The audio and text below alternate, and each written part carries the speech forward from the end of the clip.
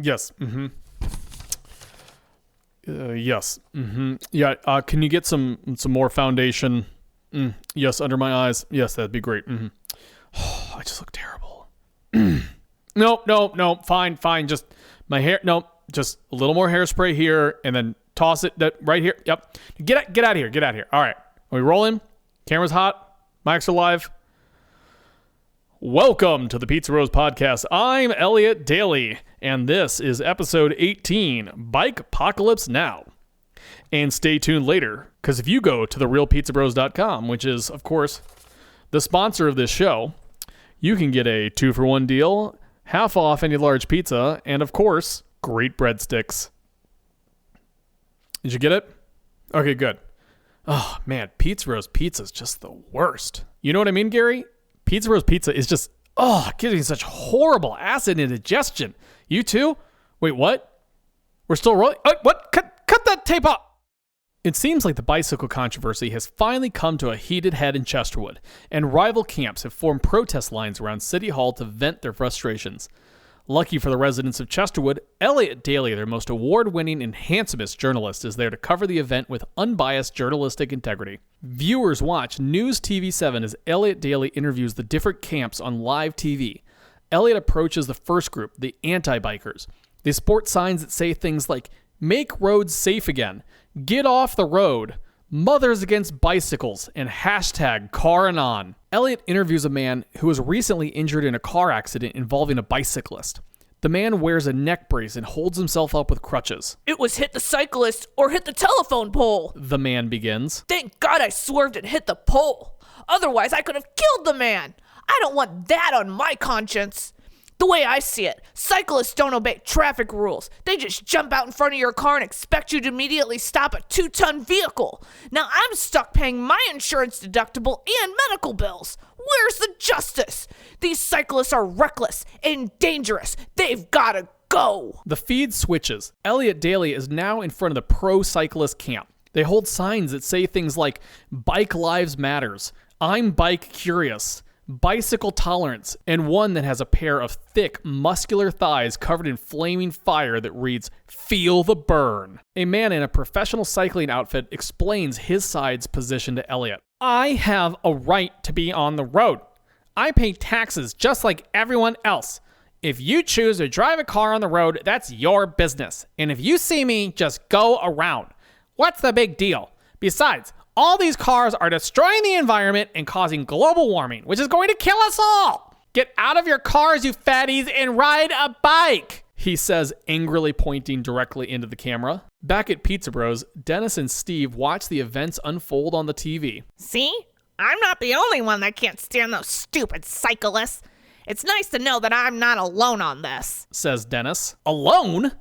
You know I don't like them on the road any more than you do," says Steve. "Steve, you've got a delivery," Ed calls from the other side of the store. Steve grabs his order and puts it in the bag. "Once more, unto the breach," he says, and heads out into the madness of the day. As Steve drives, he sees protesters on the side of the road. The first sign he sees is a Gadsden flag.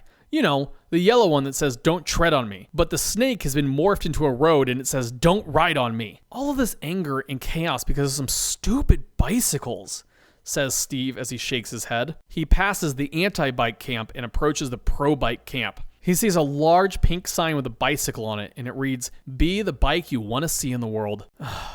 Don't any of these people have jobs to go to? Steve wonders aloud. I've never had the time or money to go out and protest for a week straight. Must be nice. But what Steve didn't know is that the situation was about to resolve itself. Across town, Steve's old nemesis, Cycle Pizza Guy, returns from a delivery and heads back to his store. As he rides on the road, he's stuck behind a semi-truck. "Why is this guy going so slow? I've got places to be," the cyclist laments. Cycle Pizza Guy sees that the semi-truck he is trailing is about to make a right-hand turn. But in a moment of arrogance, he thinks that he can beat the semi-truck around the turn. Cycle Pizza Guy stands up and pedals as hard and as fast as he can to beat the truck around the turn. And he wins, cutting the truck off in the process. "Woo, yeah!" Cycle Pizza Guy cheers himself on. When the semi-truck driver sees the bicycle, he does the responsible thing.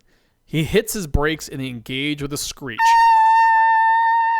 Where did that bike come from? The truck driver asks aloud, hoping to not hit the cyclist. As the truck screeches, the driver realizes that something is wrong. The truck isn't stopping. The truck continues to slide forward until it slams into the storefront of Cycle Pizza with a thunderous bang. A cloud of smoke comes from the wreck. Psh! When it clears, the cab of the truck has plowed headfirst through the Cycle Pizza storefront, completely destroying it in the process. The truck driver exits the cab, coughing from the smoke, but he's thankfully unharmed. The driver looks around at the damage and realizes that he's going to lose his job from the collision. Angry, the driver looks around for Cycle Pizza Guy, knowing that he's the one at fault. "You!" he exclaims angrily. "Why the heck did you cut me off? Do you have any idea how dangerous that was? You selfish jerk! I could have killed you!